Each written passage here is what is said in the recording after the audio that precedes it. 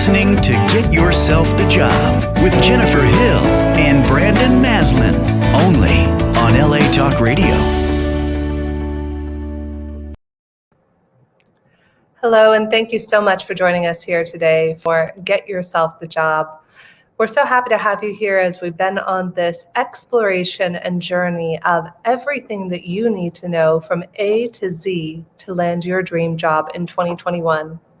If you've been with us on this journey, you might have joined us for some of the episodes, such as how to be effective at networking, how to write a great resume. We've done mock interviews and covered quite a variety of different topics thus far. And today we're going to be exploring innovative ways to get hired. What are some ways perhaps that you might be able to get hired that you haven't yet thought of? Now, before we go into that today, I do want to take a moment and thank our sponsors, the people over at Markham Search LLC.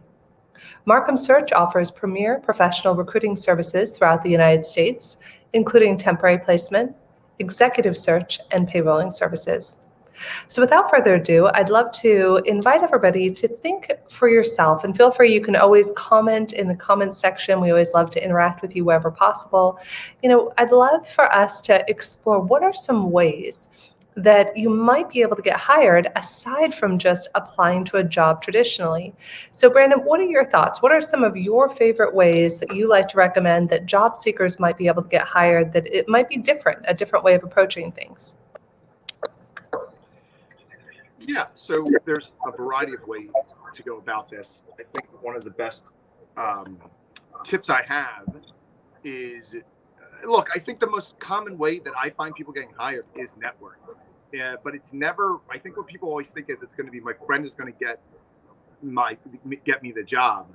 But it's actually not the friend, but the friend of the friend of the friend. It's like the third contact that's going to get you the job. And I want to acknowledge that we are going to have some sound issues today because of some wind stuff. So, but at the end of the day, that is what I would recommend, is that it's never the first person you tell about that you're looking for work. It's that third person they refer you to that can often help.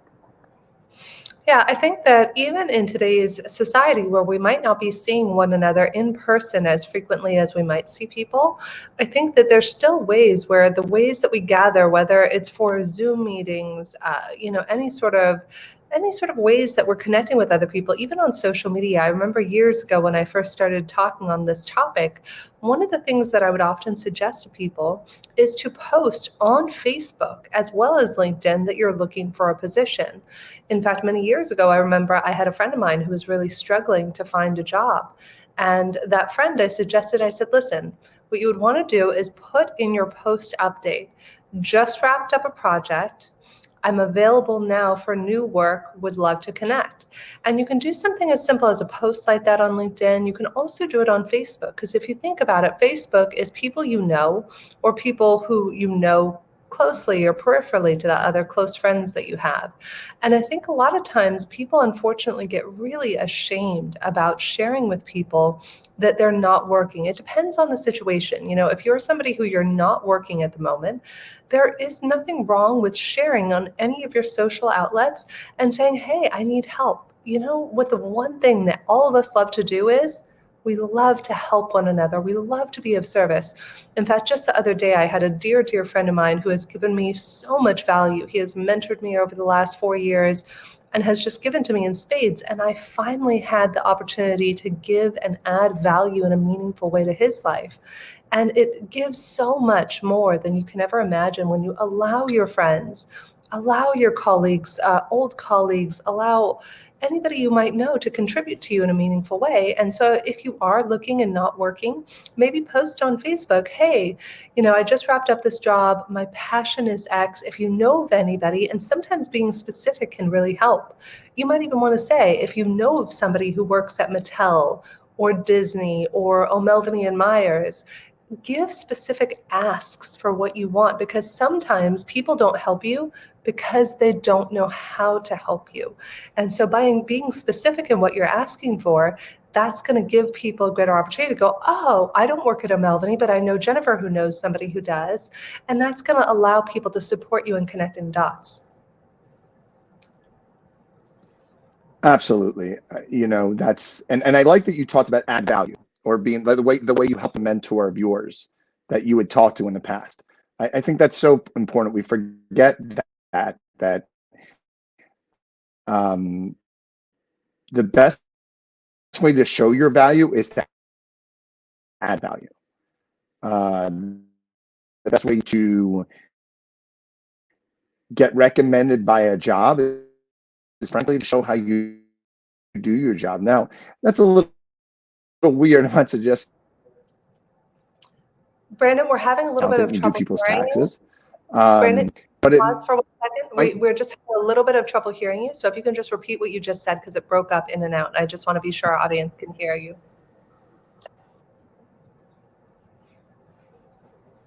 Oh, I think we can't hear No, you. that's fine. I think with the high wind. Oh, high wind today. Yeah, that makes sense. It happens. I totally get it. What were you saying?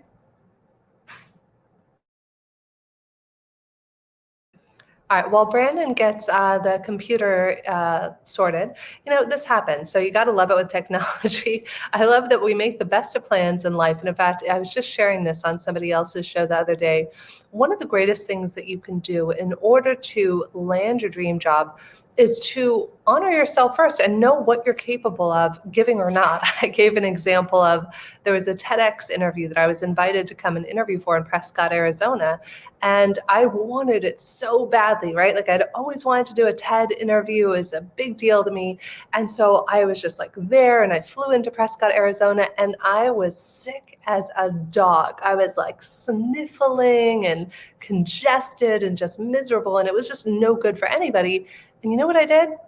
I showed up to the interview, which was the worst idea ever. It was like, imagine bombing an interview. And this is the great thing too, is that sometimes it's only when we really bomb an interview or when we don't listen to ourselves or when we have technical issues or we get sick unexpectedly that we have the opportunity to learn the lesson from that. Like, what's the opportunity? And I know for me, when I went through that experience in Prescott, Arizona for the TED Talk, I was like, wow. If I would have waited and just paused and rescheduled the interview for a time when it was better, I probably would have left a better impact on the interviewers. They probably wouldn't have been exposed to whatever it was that I was unwell with at the time. And it would have created more of a win-win situation. So let's go back for a moment now to the topic at hand, which is how are some innovative ways to get hired, aside from waiting for perfect timing to make sure that you're feeling well and that you have everything you need. There's nothing wrong if you also have an interview and you're having technical issues. Some people might be okay with doing a phone interview instead, or maybe doing an interview without video. So there's always solutions and ways to work this out. So let's talk for a moment about one of my other favorite ways to get hired. Let's say that you are exploring a new career. Maybe you're a recent college graduate. Maybe you're transitioning into a new field, or maybe you've been in a field a long time. In fact, I've used this in all three scenarios for myself. Another thing that you can do is that you can write down ways or a book or a story or something that you want to write down. What I did is I said I'm going to write a white paper in the case where I did it and I reached out to peers in the industry. So you can say that you're going to write a blog, a paper, a book, whatever the topic might be, and you can use that as leverage to reach out to people who might not otherwise speak to you. So I'll give you a situation in my case, what I did. So a couple of years ago, I was inspired to write a white paper on CEOs. And at the time, I actually wanted to break into CEO recruitment, which wasn't something I had done in the past.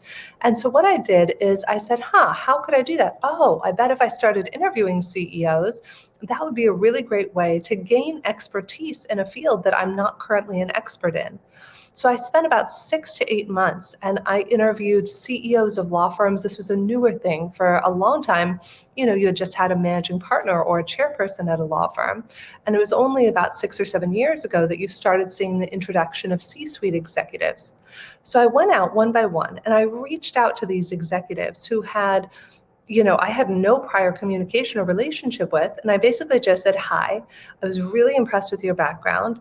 I would love to connect with you because I'm writing a white paper on the relationships between CEOs emerging in law firm and new leadership in law firms.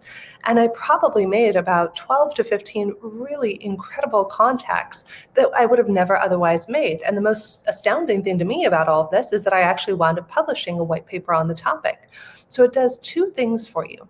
When you say that you're writing a paper or a blog or a book, whatever it might be, step number one is that what you can then do is you can use that paper, you can use that book, you can use that blog to set yourself up as an expert. So even though I was never an expert before with respect to executive leadership in law firms, specifically CEOs, I was then invited to speak the next year on the topic because I had done so much research on it.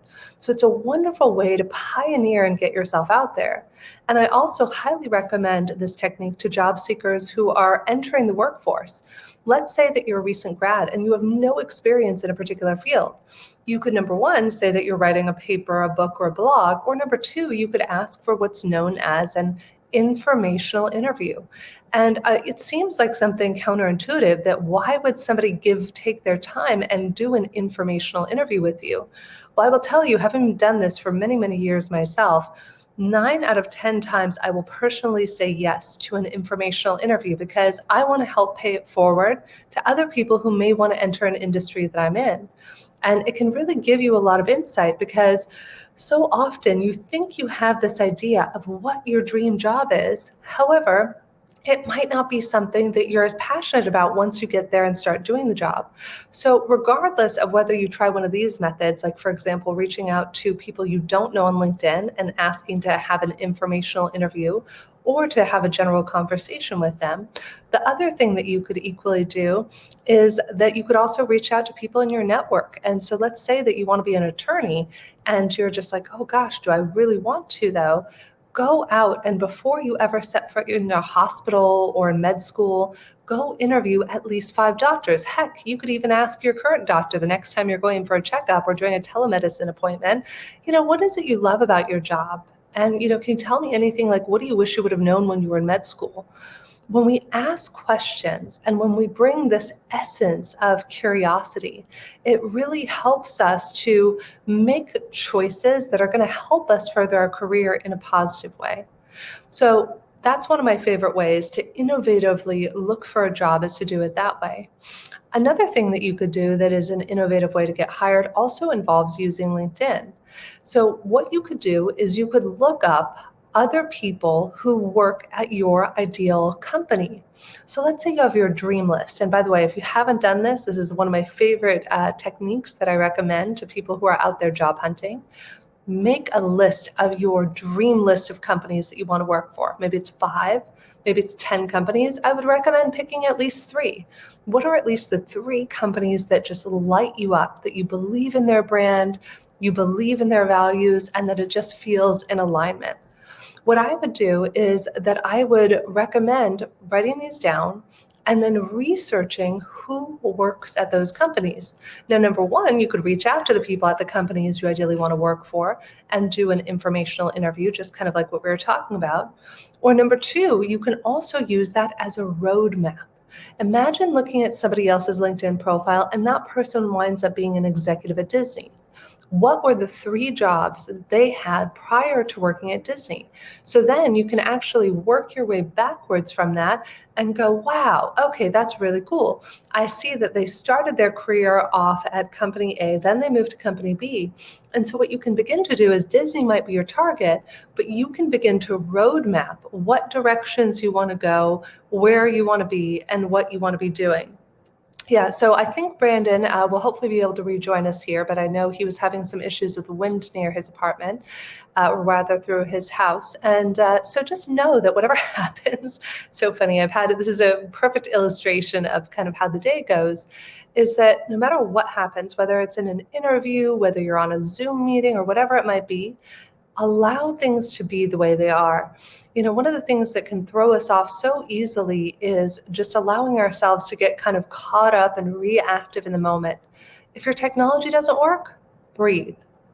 If you said the wrong thing, breathe. If you feel like, oh my gosh, my dog is barking or my kids are making noise in the background, breathe. The people who are able to deal with stress and deal with unexpected occurrences, no matter what happens, are 100 out of 100 times going to have better luck, finding their ideal job. And Brandon, it looks like you're back with us, so this is fabulous, wonderful. All right, we'll see how we do. Let me know if I'm choppy. Sorry, I loved what you said though. I've been listening, not talking, as I often do with you. Which is one of my favorite things to do is to hear. That sounds like it was an insult. It's not. It was is to say that I love listening to watching your brain work, as I've said many times on the show. Some of the best trainings I ever did. The tech broke. My deck wouldn't show up. There was 3 people in the audience, and there's supposed to be 30. Some of the best moments we can have in our careers are the happy accidents. It is so much not what you do with the situation, it's what you do to turn that situation. And if you can do that in an interview, by the way, one of the things you can do if an interviewer is running late and you can hold the space to be like, it's okay. They're automatically in your debt. But yeah, I can't tell you how many times I did a training at FICO World last year and my deck wouldn't work. And there's 100, it was standing room only, 100 people looking at me. And I was like, just turn to your partner and do partner work. And by the time I got my presentation, everyone was so locked in that it was rated one of the best sessions of the weekend. And so I mentioned that to say, I love that turning the opportunity into magic, and also a way for me not to feel bad. I have this joke with clients that the harder it is to connect, the better our call will be. I think that's a great thing. If you're struggling to get an interview scheduled, say, hey, this probably means it's going to be worth the effort. Set yourself up for success. That's a unique lawyer trick. Oh my God, Brandon, I so love that. That has been the essence of my last week. I don't know if anybody else has had this experience, whether you believe in Mercury retrograde or the tail end of that or not. It has been like an uphill trudge trying to get meetings scheduled. And literally every meeting I had today was either canceled, rescheduled, or got moved around. And you just get to laugh because I don't know about you guys, but when you're able to laugh about it and just be like, okay, you notice yourself getting angry and you can almost visualize yourself like one of those cartoon characters where you have like the red smoke coming out your ears, you could fry an egg on your head. And if you almost allow it to be an exaggeration, sometimes I'll even allow myself to exaggerate the upset, not necessarily while I'm on a Zoom call or in a TV interview or something, but I will go offline and go off stage and you will see me like a little 3-year-old girl going, and just allowing myself to self-express, because I guarantee you, if you don't get that energy out, whether it's shaking it out, dancing, doing some Amy Cuddy poses, it's going to come out one way or another. And at the end of the day, guys, breathe. I was having quite an experience of a day today, and I was on with one of my mentors just before this, and he spent, I kid you not, 10 minutes of our 20-minute coaching call helping me to just breathe. If we learn to breathe and allow that conscious, loving breath, then everything becomes possible. And no matter what stresses you might have, you don't have a job, you have a job you hate, whatever it is, there becomes more of a capacity to embrace and be with it, whatever that is. And here's the cool thing to tie it into today's topic. One of the most innovative ways to get hired is to be happy right where you are. To be happy whether you have a job, to be happy even if you have the job you don't want. But if you can be happy, no matter what the circumstances are, people are going to be drawn to you like a moth to the flame, and they're going to be knocking on your door because they want someone resilient like you to work with them. Yeah. That's actually great advice in dating too. The second you do the focus on the work, it's amazing how the person appears. And you mentioned, breathing and calming yourself. I have a sage mentor I've discovered in the last 2 years. And it's not an accident that in the last 2 years I've had a toddler, which is to say, when you feel so angry and you want to roar, you take a deep breath and you count to 4. And this mentor of mine is Daniel Tiger. And I've learned a lot from Daniel. I've learned a lot from my toddler. I've learned a lot from just having those moments of breath. But I also think injecting humor is a non sequitur or levity. The more you are you, the more you're going to find the job that wants you. The less you're you, the more you're going to find maybe a job. But believe me, you're never, as I like to say, you're never going to win an Oscar. You're not going to be Pacino or Streep. So the point is, don't pretend. It's going to catch up to you on the back end. You might as well deal with it on the front. I think that breath is important. I think calming. I think you're right about confidence. It's why when you're prepping for an interview, please, please, please work on practicing the answer. Why are you leaving your company? Because oftentimes we're leaving because we are angry, because we are resentful, because we are upset. And it's okay to feel those things. And it's actually okay to bring some of that into an interview. But as we've talked about in the past, you don't want to spend your time going, oh, I'm leaving because. You go, let me tell you what I'm going towards, why I'm here. Right? I'm gonna start a third leadership summit for a company that I coach, work with the CEO all the way across the senior leadership and down. And we're gonna talk about culture. And one of the questions we're gonna ask them is, why are you here and why now? I love that why now. Why in your career now? One of the things that we talked about in 2020 was the year of the pivot, right? So many people are pivoting in their careers or leaving full-time jobs. That was another interesting stat of 2020. It is the most historically shown year where people started their own business. Now, I'd argue out of necessity, but mother is, what is it? Innovation is a mother of all necessity is a mother of all innovation. My brain is Mercury in retrograde, apparently. But I think that all that's important. Lastly, this is a non sequitur. If you ever find yourself unemployed, God forbid, go to the movies, go to the museum, go to the hike in nature. Just go. You're not sitting behind your computer and wait. That's what I did when I moved to Los Angeles unemployed. I'd stare at my computer every morning. And you know what did? It depressed me. The day I discovered Griffith Park or the duck pond or the magic of basically everyone in LA not having a job, the happier I became. Sorry, that was it. That was my. That was perfect. There were a couple of other inspirations that I had while you were talking, Brandon, of other ways that people could innovate, to find your job, whatever it is. And I agree with you wholeheartedly, Brandon. When you're faced with an obstacle, take care of yourself. Here's the thing. Life is going to take care of you, but first you got to take care of yourself. And again, that makes you more desirable. When you're taking care of anything you need, you automatically kind of have this bright, shiny light all around you that people want to connect and plug into. So a couple of other things that you could do that I would encourage you to do is to set aside time each week. Let's say you're actively wanting something new. Maybe you're working, maybe you're not working. If you're working, I invite you to save an hour of 20-minute meetings, 3 or more 20-minute meetings with new people. I don't care how you do it. It could be a meetup group on Zoom. You could join a new group of some sort. You could do it on Facebook, on a Facebook Live. You could hop on Clubhouse. But I invite you to connect with 3 people while you're working every week for 20 minutes in a way where you're developing a rapport with them. And if you're not working, I'm going to challenge that quota. I'm going to challenge you to meet 10 new people a week. Now, for those of you who might not be familiar with Clubhouse, I personally hop on it here and there, meeting wonderful, incredible new people every week that's expanding me. I've already connected with them in meaningful ways. And it can be very, very helpful to meet people outside of your normal network, because sometimes you feel like you've squeezed all the juice of your current network, right? Maybe you're somebody and you change jobs every year, 2 years. Nothing wrong with that. But maybe if you're going to your team, they're like, oh, well, I introduced you to this or that company. It doesn't hurt to expand your circle. 80% of jobs are found through word of mouth. And the second thing that occurred to me as you were speaking, Brandon, and that I would love to offer to everybody is offer to help in whatever situation that you find yourself in. If you find yourself in a Facebook group, if you find yourself on an Insta Live or whatever it might be, any situation that you find yourself connecting with people in person, if you're in a place in the world where you can do that, or perhaps it's online, find ways to help people, because I guarantee you there are people who I met 10 years ago who I offered to help who are in my periphery and network now. And it's just amazing the way that we come together and find ways to collaborate 10 years later. You never know where that, like years ago, I was connecting. This is amazing. Just the other day, about 2 years ago, I met a venture capitalist. I didn't know what a venture capitalist was, nor did I know anything about the startup world, nor did I need to, because I had never needed funding for my old company.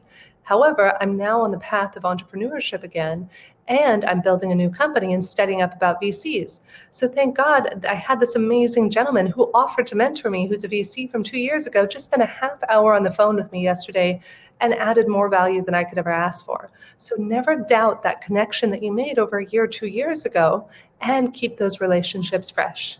Keep those relationships warm. Absolutely. I mean, a note here and there. That's such a good point, Jennifer, that you made there. Drop. I know you wanted to know that you probably kept it loose, like every 6 months checking in. That is really important too.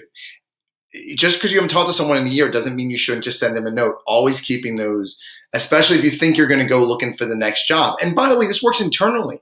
If you work at a large company, let's say like a Microsoft or a Google or any other global entity that are out there, most of the companies, a lot of them I work with, have 50,000 employees. You know what? You might have met someone in Brazil. And if you want to be in Latin America, go reach out to that contact in that company in Brazil, right? I mean, at certain companies, people don't know each other on a different floor. Point is, if you want to move somewhere in an organization, reach out to your contacts there. It doesn't have to be so esoteric.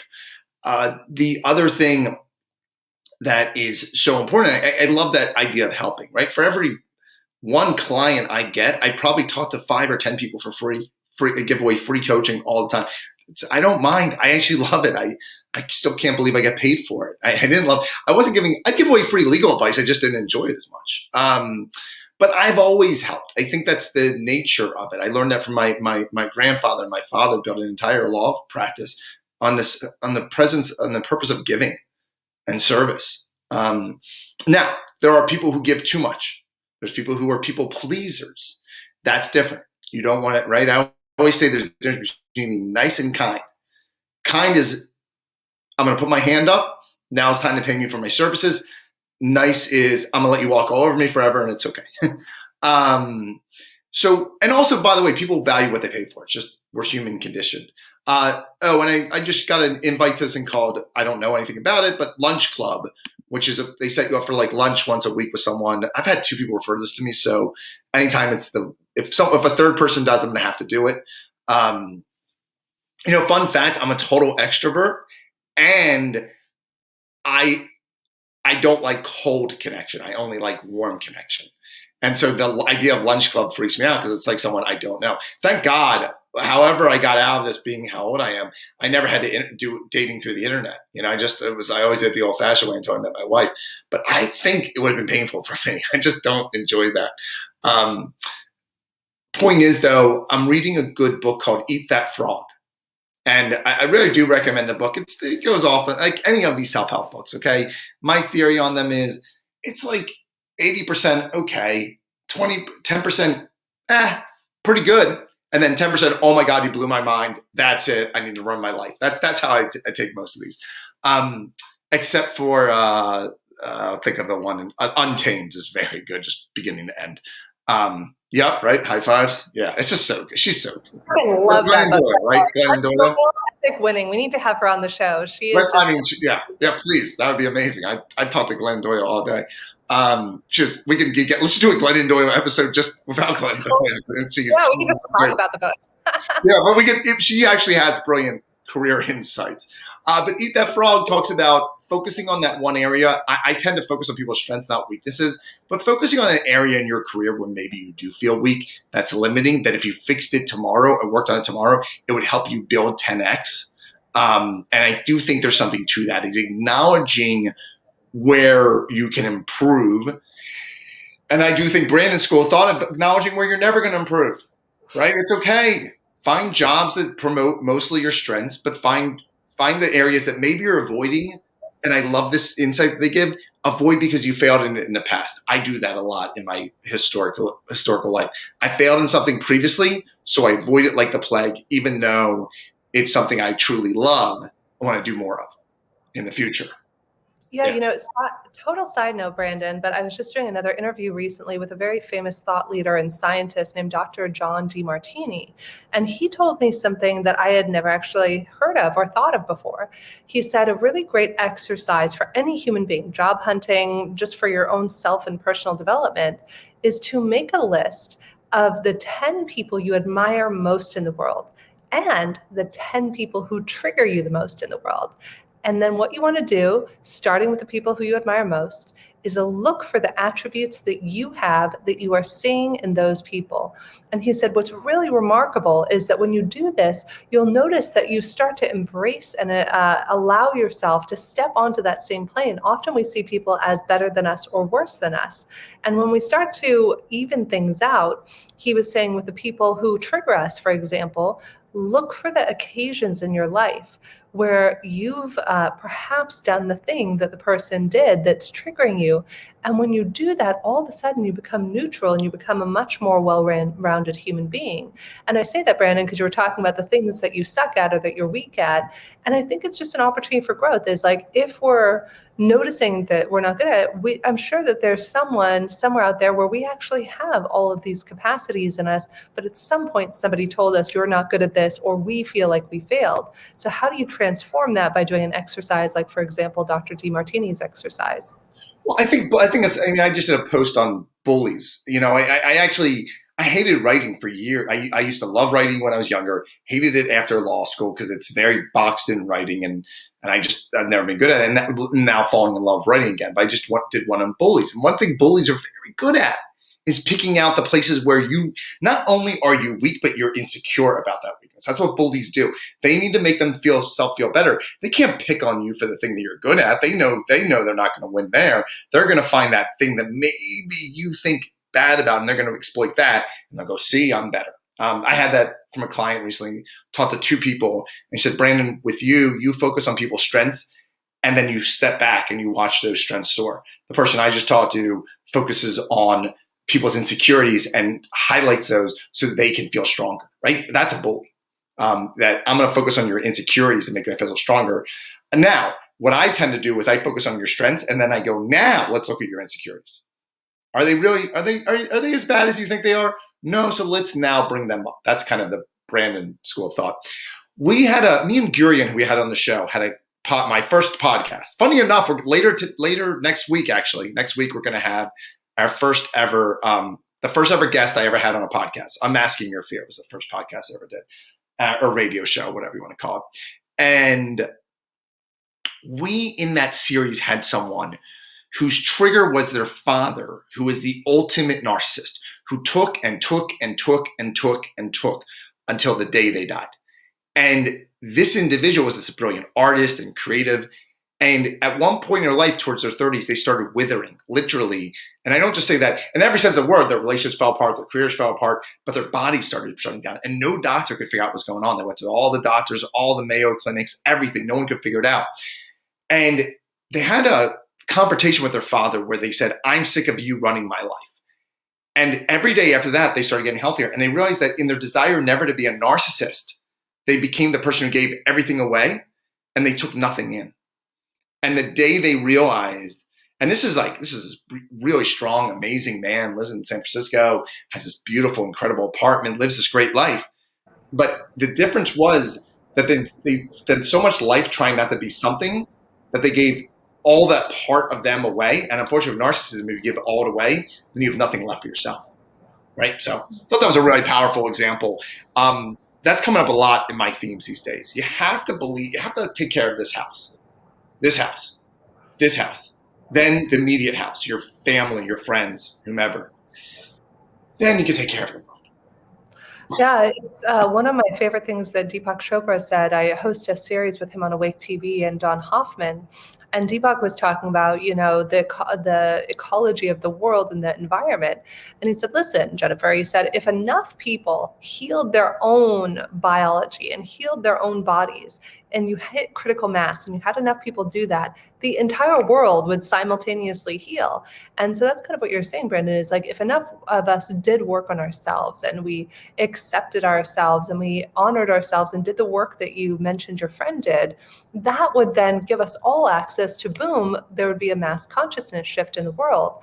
And so it starts with you. I mean, that's the thing. If we're seeing something out there in the world, don't point the finger and go, you suck. Say, oh, and in fact, Dr. Demartini shared this as well. He said, listen, somebody who's newer on the path of enlightenment says, blames other people.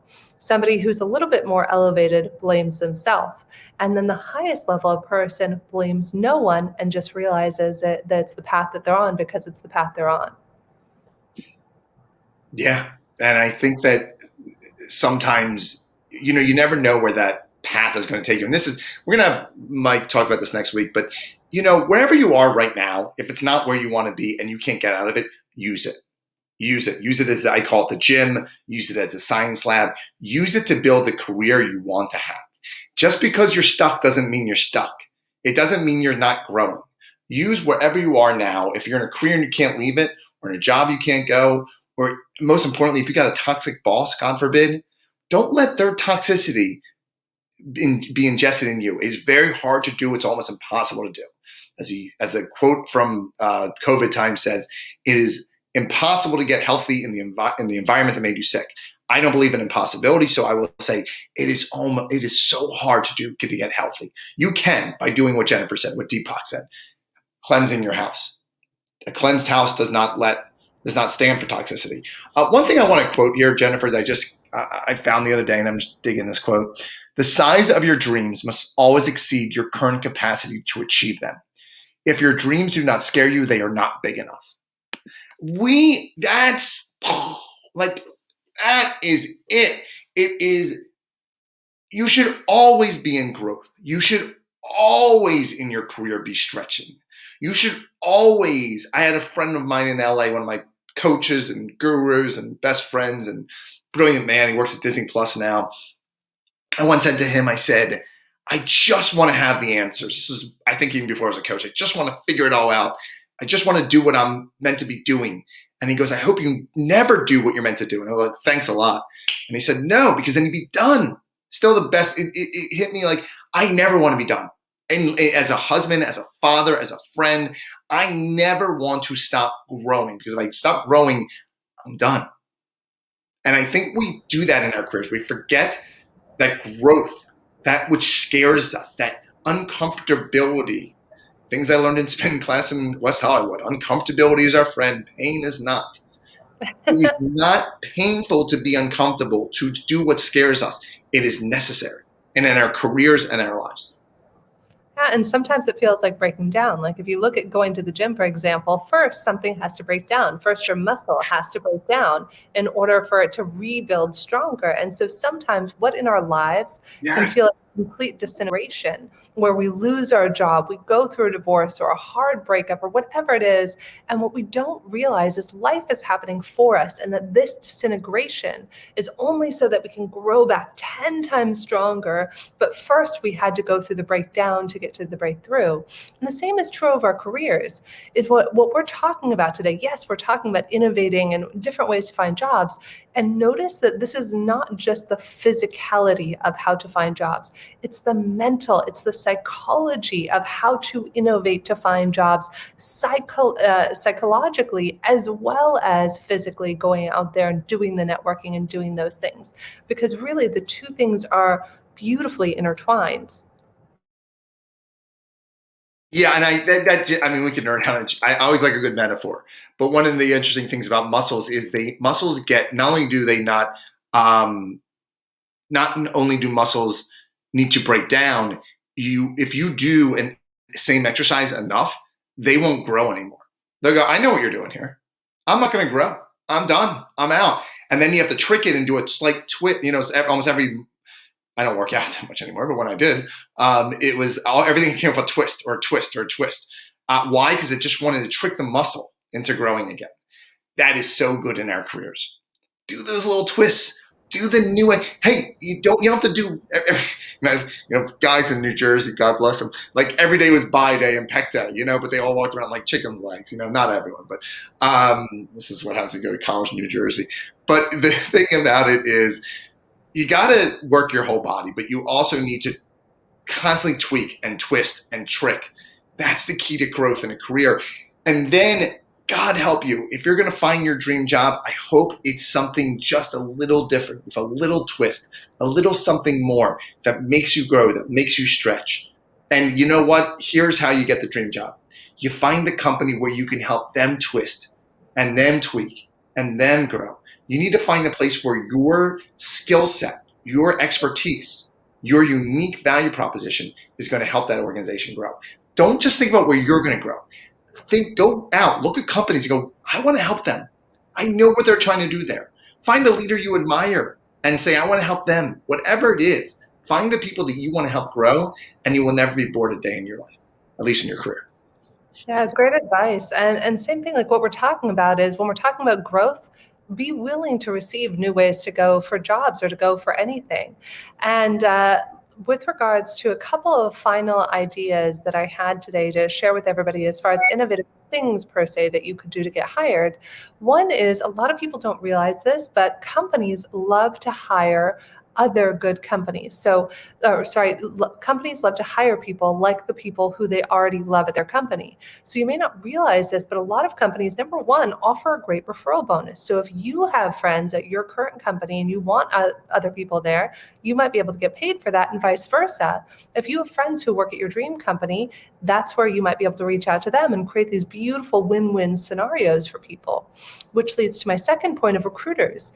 Recruiters can be your best asset. Now, they do a very specific thing. It's important to understand what recruiters do and what recruiters don't do.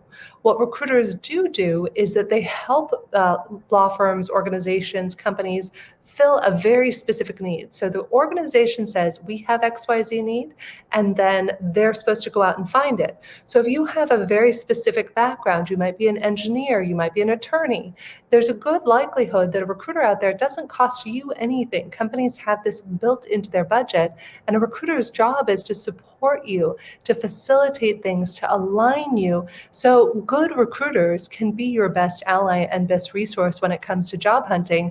And ask your friends for referrals. Great recruiters out there.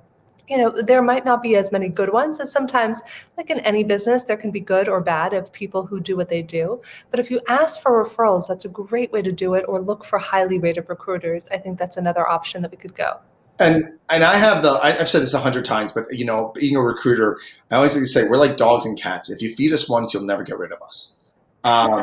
And the reason is because people are rude to salespeople, people are rude to recruiters, people are rude. And if you're kind to the people that DMV, if you're kind to the person at the DMV, watch if they don't pull you out of line and go, hey, can you, it's amazing what a smile can do for people who are getting frowned at all day. Recruiters, though, are in the business of searching and sourcing. So one of my favorite things to say to a recruiter is this: if you're not interested in a job, don't say no. Say, I'm not interested right now. If there's a dream job you have that scares you out there, let's say you're a VP and you want to be a C-suite, say I want to be the chief strategy officer, not the VP of strategy. But two, you follow it with, I have a huge Rolodex. And I actually might know someone in this job, so keep me in mind. If you really want to get a recruiter to keep you in mind anytime you call them in the future, though, I'm actually going to reach out to that person, tell them about this job, and connect you. Like, go the one step. Go the extra step for people who are out there who can help you. Because the best thing about recruiters, friends, you know what they are? They're information. And information is power in your search. The more information you have, the more likely you are to find a job. The more help you give, the more help you'll get. And finally, please, please, please, if you take no other tip away, ask for help with resumes, with LinkedIn, with interview skills. Ask for help on finding a job. Help is not a dirty word. It's a necessary word. And I make it a mission in my life to help the helper. So if you're a helper, reach out to me or Jennifer. We'll help you. Yeah, thank you so much, Brandon. Great advice. And on that note, we invite you to email us at getyourselfthejob@gmail.com. If you have questions, thoughts, we would love to hear your comments and feedback on this or any of the shows that we've done. We also have a Get Yourself the Job YouTube channel in case it's easier for you to find and you want to see these videos afterwards. Of course, they're available on Facebook, or you can also find us on iTunes, iHeartRadio, and many different other places. And we just invite you. We'd love to hear your comments, your feedback. Please do rate us. Rating us definitely helps us to get the show out there. So we appreciate all of the wonderful ratings and comments and feedback we've already received thus far. And we're just so grateful that you've been here with us. And soon we're going to be closing out this special 10-week series that we've been doing on everything you need to know from A to Z on how to get a job. So we invite you to join us next week. We're going to be doing a special episode on how to leave and exit a job gracefully so that you leave on good terms, and what that means and when to know. Most importantly, when is the right time to leave your next job. So Brandon, any closing thoughts from you, my friend? No, I'm just happy I had tech issues because this is my official favorite background. So I think that I'm going to be doing this. Yeah, it's a painting I had commissioned from LA on behalf of my wife from the woods we now live in. And my point is this: you never know where you're going to wind up. So keep dreaming big and finding new settings to make yourself thrive. So thanks for helping me find a new setting, Jennifer. I like it. Guys, thank you so much for being here with us, and wishing everybody a wonderful rest of your week.